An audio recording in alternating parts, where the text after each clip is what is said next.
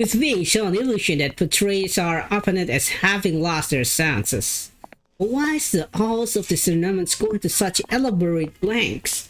Obviously, it's to get people who know each other to fight, but is that the only goal? Still, I wonder how our head appears to Senpai and Kanji-kun. I'm not that worried about Senpai, but thinking about Kanji-kun's reaction, how he had lost its burning hole in my stomach. As I walk down the hall, I come to another likely location for a match. Yes, as I figured, Teddy appears on the screen. Your next opponent is a special guest. Got a lady jumping in on the fun.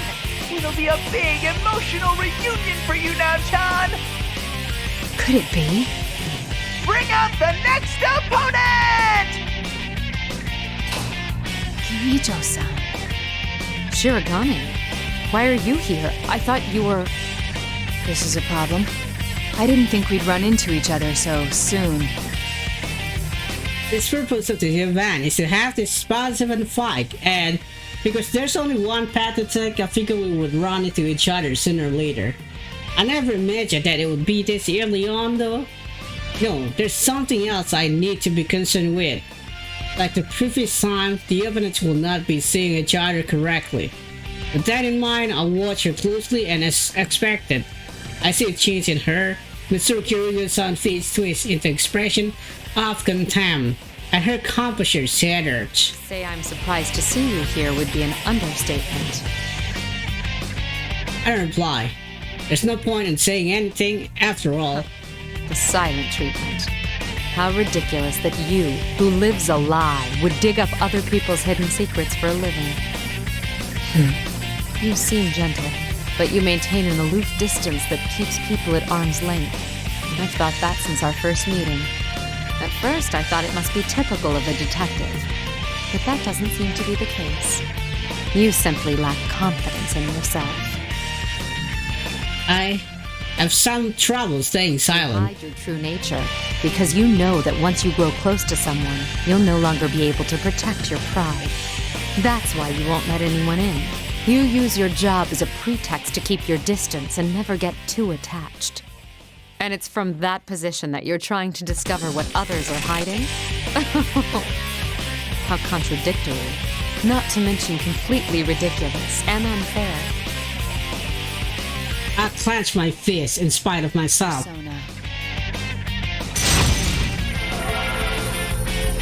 Hearing these relentless words, even if it's only an illusion, I begin to feel that if I lose, I'll not be able to be near her again. Cannot lose here. I'd dearly like to answer your charges, but I see no need. There is no reason to defend myself against the accusations of an illusion. Okay.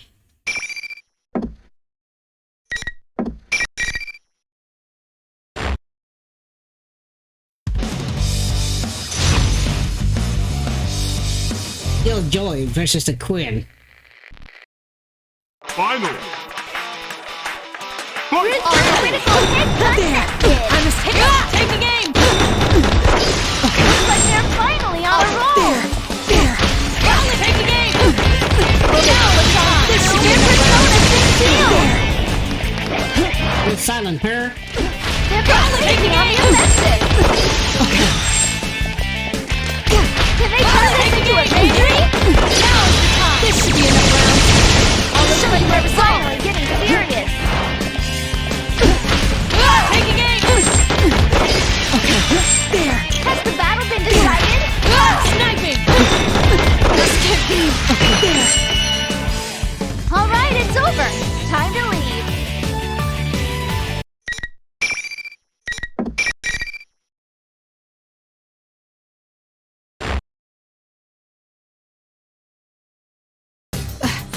You're stronger than you look. It seems you're a skilled fighter. And a Persona user as well, huh? With that, Kirijo-san stands I'd like up. to clear something up. Before our battle, I may have said or done some things that seemed disrespectful, but I understand.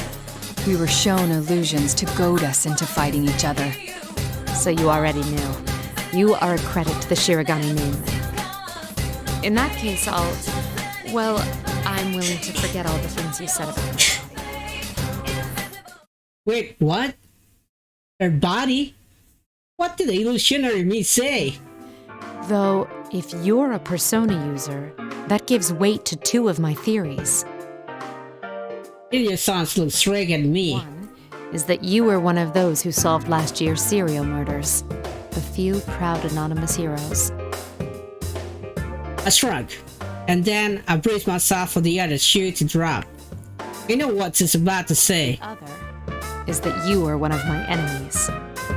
You were an observer at the hijacking, which means a persona user was sent specifically. Yet you hid that from me. Somehow I doubt you were there just to watch over the cargo. If my suspicions aren't off base, then there's something I must say. In all honesty, I feel like I have no defense for what's going to happen next. I began trying to find a way to make it through this conversation without running whatever goodwill I may still have with her. But Kiryu-san's next word take me completely by surprise. Shirogane, can I ask for your cooperation once again? What? You know more about this world than I do, and since I lost our match, I will be unable to move on from here. Wait a moment. I thought you distrusted me. Even if I did, is continuing to oppose each other the wisest course of action? I have no words. Kiryu-san smiled as he watched me. Her proposal completely surprised me. My surprise must have confirmed what she was thinking about me. She knew that I'm not the type of person who would become her enemy under normal circumstance. That is why she smiled. I am no match for her. She's on a completely different level than I am. It's not a matter of social rank. She simply has the type of personality that makes people want to follow her. Kiryu-san doesn't want for me to answer and continues. As you have guessed, we are here in pursuit of the stolen cargo. Upon investigation, we figured out that it contained the 5th generation anti-shadow suppression weapon, Labrys. She was a machine, developed as one of a series of test models. They were intended to receive personas in order to combat shadows. Isn't a persona the manifestation of one's strength of heart? How could a machine be capable of using a persona? You're right to ask that. Labrys has a mind of her own. We don't know what she looks like, but it's probably very close to human. A humanoid machine. I did see something fitting that description before I came through to the TV world. So that was a weapon developed by the Kiryu group. A humanoid robot, one with a heart and depth. This is the fruits of Kiryu technology created from the research of shadows. I cannot help but be surprised. However, if the culprits were specifically after this Labrys weapon, there's a high probability that it has been removed from its keys and is mobile. But I can't fathom how that would benefit the thieves. There is one thing I can deduce, though. Around the time of the robbery, we began to see activity in this world as well. I doubt this is a coincidence. I feel sure that your Labrys is connected to this ridiculous tournament. I agree. Before I know what I'm doing, I reach out to shake his hand with Kiryu-san. I accept your earlier proposal, and I think I'd best hurry. Thank you. And I'm sorry. Your friends must be facing their own troubles. It's possible that they've met Labrys without knowing it, too. They'll be all right, I'm sure. The record showed that Labrys had some unknown experimental equipment. We don't know what she's capable of. Don't take her lightly. Oh, no, that isn't what I meant. She has a heart, yes? Then fighting her isn't our only option. She can be saved. I'm sure the others will reach the same conclusion. I see. When I say that, I can see a smile on her face. I can tell she's believing in her friends as well. Yes, I meant to ask, have you been able to contact your friends? I shake my head. No. 2 of them have analysis-capable personas, but both of them have gone missing. I actually have a few powers in that area myself. Can you tell me what these friends of yours look like? I give her a detailed description of recent Son and Teddy as I can. A bear costume and a girl. Are they... Yes, they're the ones acting as hosts for this tournament, but they're not usually like this. I see. Anyway, knowing that will make searching for them easier. Let me see. Kiryu-san, focus and close her eyes. Her power must allow her to see an image as she search. It may be only a few powers, but it's still quite amazing. I'm getting a match some ways from here. It's not moving either. Aha! I found her. Can you hear me? Who is this? That voice. My name is Mitsuru Kirijo. I'm with one of your friends, Shirogane. Kiryu-san look at me and nods. She is communicating to me so that Rise-chan can hear my voice as well. Rise-san! Naoto-kun, is it really you? Yes, though I could ask the same of you, Rise-san. I'm so glad. This weird fake teddy kidnapped me and then everyone was fighting each other and... The Rise-san's voice on the PS system was a fake. That being the case, then there's no reason to believe that the image of Teddy on the monitor is the real things either. It's all right. Please calm down. Do you know where you are right now? It looks like an announcement room, but there are these invisible walls stopping me from leaving. Plus, the fake Teddy is watching me, so I can't use my persona. I don't know who the fake Teddy is, but it seems that Rise-san and the real Teddy were kidnapped to deprive us of a means of communication. In other words, to keep us full while we were in this world. Then again, that explains nothing about whatever objective could be gained by doing this to us.